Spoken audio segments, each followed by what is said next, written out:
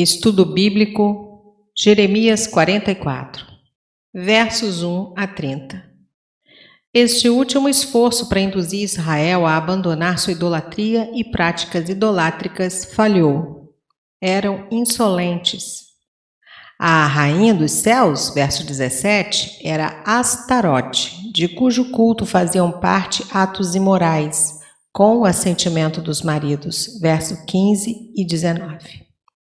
O lugar e a maneira da morte de Jeremias ninguém sabe. Diz uma tradição que foi morto apedrejado pelos judeus no Egito. Reza outra que Nabucodonosor o levou do Egito com Baruque à Babilônia, onde faleceu. Verso 1. A região de Migdol, ou a Magdol dos romanos, é atualmente Teleher, a leste de Táfnis, na fronteira nordeste extrema do Egito. Ezequiel 29:10. Mênfis, nos dias de hoje, Mitjané, 22 quilômetros ao sul de Cairo. Jeremias 2:15. Possivelmente, uma colônia judaica já existisse em Patros, em Elefantina, de onde procedem inscrições daquela época, agora em poder dos arqueólogos. Esse capítulo apresenta a última profecia de Jeremias relativa a Israel. Versos 2 a 6. O profeta resumiu o que tinha acontecido em Judá como base para o que ele havia predito no que viria aos que estavam refugiados no Egito. Verso 4. Começando eu de madrugada, lhes enviei os meus servos, os profetas. Essa expressão inteira ocorre 8 vezes em Jeremias e em nenhum outro lugar. Era sinal do interesse especial de Deus por eles, embora tivessem dado pouca atenção aos profetas. Verso 7. A punição divina, verso 2, provém tão somente do pecado do povo, especialmente da idolatria, verso 8. Não vos fique resto algum. Possivelmente, este oráculo tivesse ameaçado que a restauração prometida em 5, verso 10 e 23, verso 3, poderia não ser cumprida. A palavra dita em 45, verso 4, reafirma com força tal profecia. Verso 9, esquecestes já as maldades. E por implicação, o julgamento que daí resultou. Semelhantemente, segundo Reis 17, versos 18 a 20, usa o julgamento do Reino do Norte como uma advertência a Judá antes de sua queda. Verso 10. Não se humilharam. Mesma palavra que em Isaías 57, 15, Salmo 51, 17, e traduz-se por contrito. Oprimido, Salmo 34, 18, quebrados, Jó 22, 9, esmagares, Salmo 44, 19 e 51, 8, calcaste, Salmo 89, 10, espezinhados, Jó 5, verso 4, pisar debaixo, Lamentações 3, verso 4, moído, Isaías 53, versos 5 e 10. Reduzes a pó, Salmo 90, verso 3. Oprimas, Provérbios 22, 22. A raiz da palavra significa esmagar. Os judeus no Egito, a despeito de tudo quanto o Senhor tinha feito para castigá-los, não tinham ficado esmagados, apertados em espírito, contritos ou pesarosos ao relembrarem suas transgressões passadas. Verso 11. A profecia refere-se à parte de Judá que fugiu para o Egito. Verso 12. Opróbrio. Os sobreviventes em Elefantina logo formaram uma seita herética e não participaram da restauração, indo contra as recomendações éticas e cívico-religiosas de Jeremias para os exilados, descritas em Jeremias 29, versos 4 a 11. Verso 14. Fugitivos, aqueles que escaparem. Consultar verso 28. Um pequeno número que havia fugido antes da chegada dos exércitos babilônios foi poupado. Deus sempre teve alguns poucos fiéis. O remanescente fiel é aquele que devemos buscar ser, apesar das circunstâncias, permanecer fiéis. Versos 15 a 19. Essa confissão espalhafatosa de confiança na Rainha dos Céus é característica do povo a quem Jeremias pregara toda a sua vida.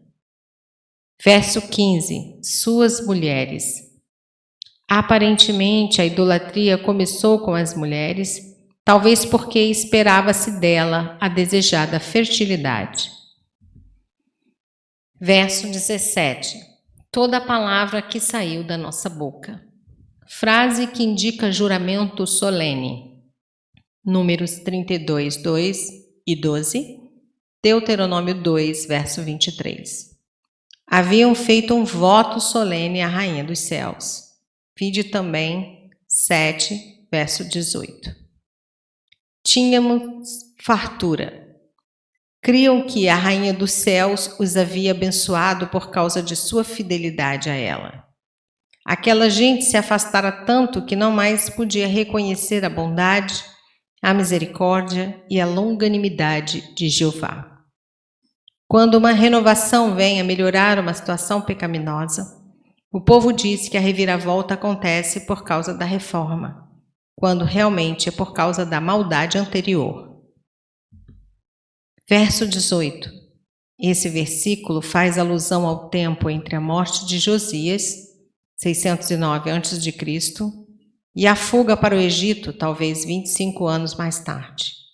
Os judeus no Egito culpavam a impotência de Jeová em protegê-los por falta de sorte e o fato de que as reformas de Josias, quando a destruição dos altares da Rainha do Céu foi efetuada, atraíram o desprazer daquela deusa. A cegueira espiritual do povo era total. Tudo isso demonstra quão superficial fora a reforma de Josias, além de mostrar a falta de um verdadeiro apoio do povo ao reavivamento de Josias. Capítulo 7, verso 18 e 3, verso 10. Verso 19. Sem nossos maridos. Ver Números 30, verso 6. Somente com a aprovação do marido, a mulher estaria na obrigação de cumprir um voto feito. Tal expressão significa, ou as mulheres gozavam da aprovação de seus maridos ao fazerem voto e adorarem a deusa da fertilidade, a Rainha dos Céus, ou que teriam tomado a frente dos maridos no caso. A resposta delas a Jeremias, portanto, foi: trate do caso com nossos maridos. Versos 20 a 23. Jeremias corrigiu o relato, dizendo que o ídolo não era a fonte da prosperidade, mas, ao contrário, era a causa da desgraça deles. Verso 21. Incenso, fumaça perfumada dos sacrifícios. O ensinamento é que os pecados dos idólatras foram se amontoando de tal modo durante o reinado de Manassés que a nação já era condenada antes de Josias destruir altares pagãos. Verso 23. Lei, testemunhos. Os requisitos da aliança mosaica, Deuteronômio 11, versos 1 e 32 e 12, verso 1. Verso 25. Eles cumpriram suas promessas com as próprias mãos, criando deuses para si, e queimando incensos para eles. Os votos que haviam dedicado à Rainha dos Céus com suas bocas, cumpre-os, dito com ironia. Aqui se contrapõe a falsidade da promessa do capítulo 42, verso 6, quando o povo vota em cumprir a palavra de Deus, fosse boa ou má aos seus olhos. A confirmação do contraste está em: se resistirdes e não ouvirdes todas as minhas advertências, isto vos confirmará em vossos caminhos pecaminosos. Verso 26. nunca mais será pronunciado o meu nome, porque os judeus no Egito pereceriam. Mais tarde, durante o período intertestamentário, houve uma grande população judia no Egito adorando o Senhor. Talvez esse seja um exemplo do caráter condicional do juízo profético. Os judeus que se arrependeram de sua idolatria foram poupados. Versos 29 e 30.